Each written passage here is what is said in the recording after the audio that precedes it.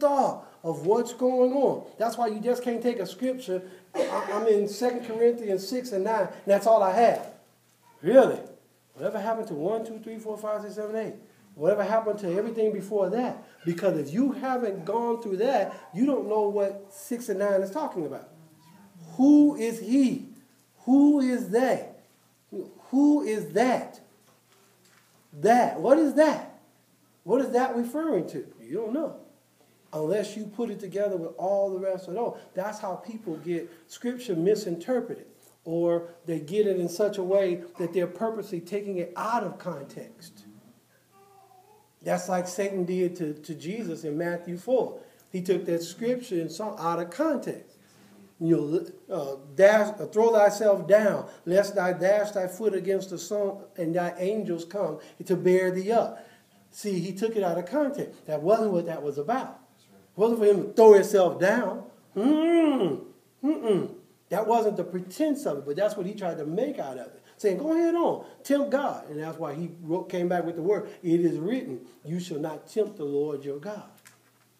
See, because he knew what he was trying to do is to get him in a place of tempting, to throw himself down so that the angels would come and bear him up, and he would do something supernatural in the natural without permission. And he'd get him. Because he couldn't. Because why? He was the ruler, the prince of this air. You can't do anything unless it be done by faith. You cannot invoke anything unless you do it by faith. That's why God rejoices in our faith. And when we don't have faith, God can't do. Not like he can't do, but he set a rule for himself. And he can't violate his own word. And the rule is it has to be done by faith. And if you don't do it by faith, it won't get done. So he cannot bring it from the supernatural into the natural unless it be done by faith. Because that's the only way he can get it in. So that's why the just shall live by faith. That's why everything is established by faith through love. Because that's what motivates God. It's impossible to please God without faith. Because we first must believe that he is, and he's a rewarder of them that diligently seek him. So when I have faith, he can do whatever I need to, because he can act on my behalf. Just like that woman that was sick with the issue of blood. She couldn't get it from no physician, nowhere else. But it was already there. But she couldn't get it until by faith she activated it and touched the hem of his garment. And when she did, she got her blessing. She got her healing throughout. But she couldn't call it any other way. Couldn't get it by any other. God couldn't just step through the crowd and say, here, I want to heal you. He'd be in violation of his own word. He can't violate his own word. Because he's already set the standard. And Satan is the prince of this air. That's why he's going to and fro. That's why you ask him, Job, where you going? To and fro, walking up and down the earth. That's what he does. To make sure it is not being violated. That God cannot come down to the earth and do anything, not unless it be by faith. He cannot perform anything unless it be by faith. That's why Romans 14 tells you, whatever you do without faith, it's a sin. You have to do it by faith in order to receive from God.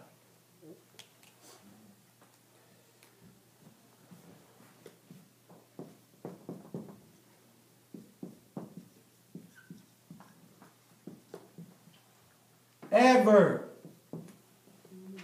What is an adverb? Huh?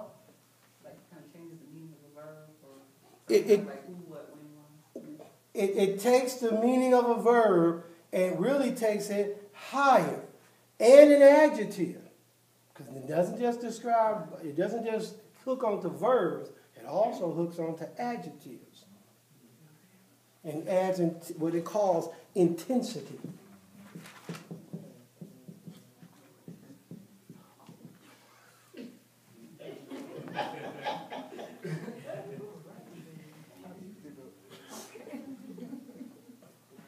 And the way it does that is by the 5 standards of what, when, where, how, why, and to what extreme.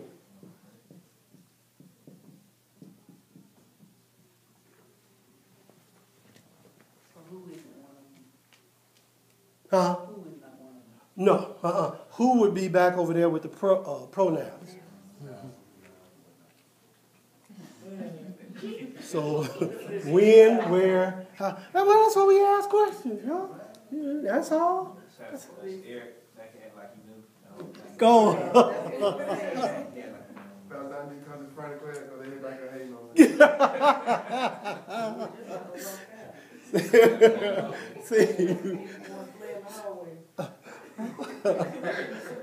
Say you need to change seats, bro. Amen.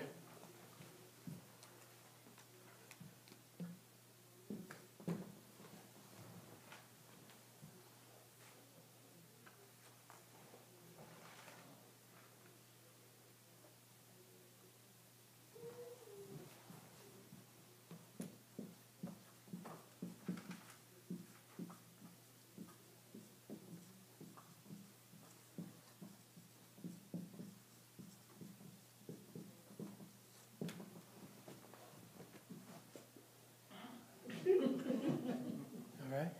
So which one would be the adverb? Quickly. What does it describe? How she ran. See, that's going to give you an extreme.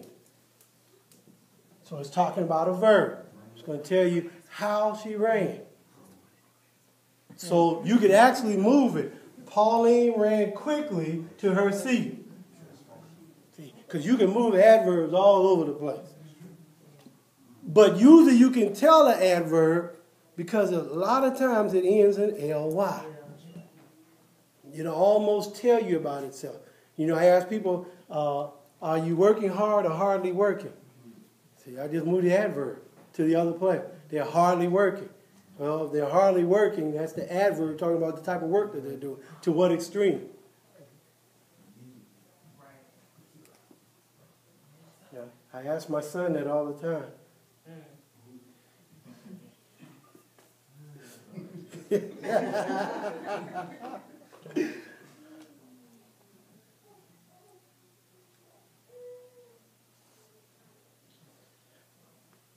Trying not to make this hard.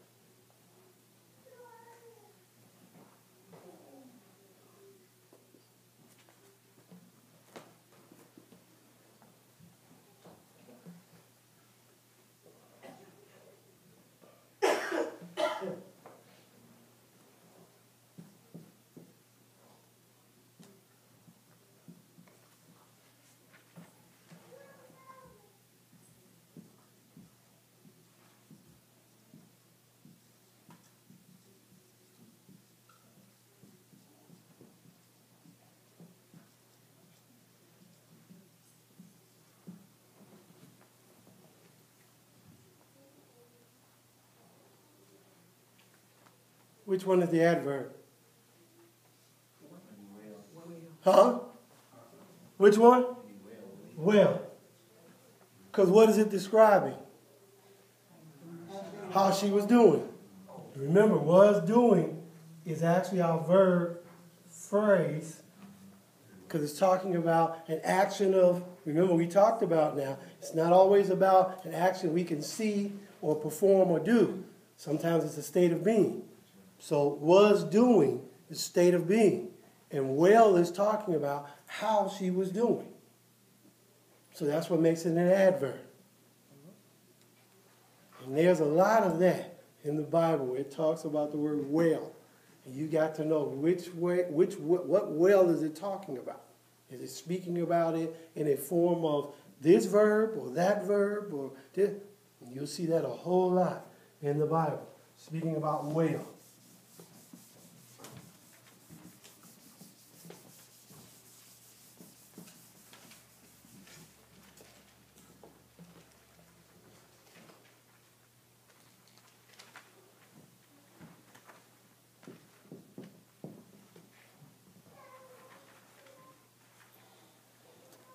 My favorite